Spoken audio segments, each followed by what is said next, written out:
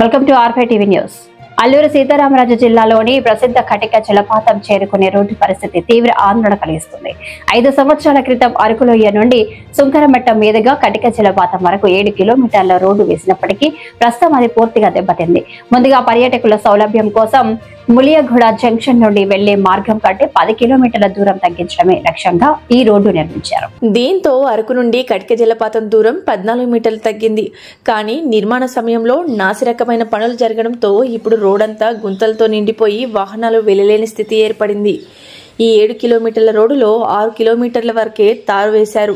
చివరి 1 కిలోమీటరు మట్టి రోడ్డుగానే మిగిలిపోవడంతో పర్యాటకులు నడిచి వెళ్లాల్సి వస్తోంది.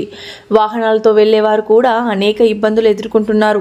కటిక జలపాతం వద్ద పర్యాటకులకు కనీస సదుపాయాలు కూడా లేవు.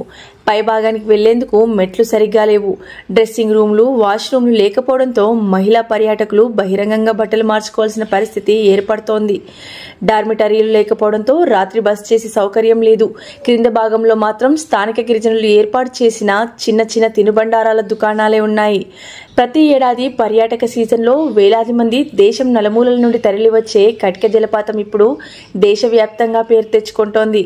ఈ నేపథ్యంలో రోడ్డు మరమ్మతులు చేయాలని పరిసర గ్రామ గిరిజనులు జలపాతం వద్ద అవసరమైన ప్రాథమిక సదుపాయాలు వెంటనే చేపట్టాలని పర్యాటకులు కోరుతున్నారు. మామిడి శాస్త్రి బొండం పంచాయతీ అండి. మాది సుంకరమెట్ట నుండి కటిక వాటర్ఫాల్కి 7 కిలోమీటర్ల రోడ్డు ఉంది.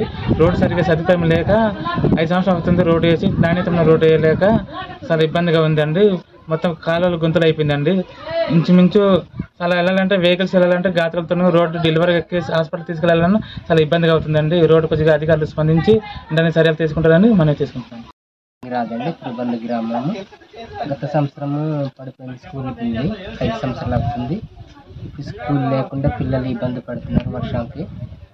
మా తమ్ముడు చిన్న వరండాలు ఇచ్చాడు. అక్కడ స్కూల్ నడుస్తుంది. కొద్దిగా సార్ కూడా రోజు వస్తున్నారు.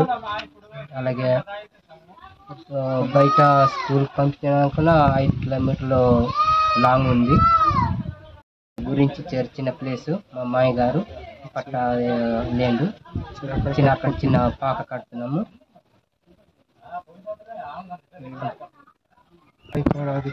పై అధికారులు ఇది చూసి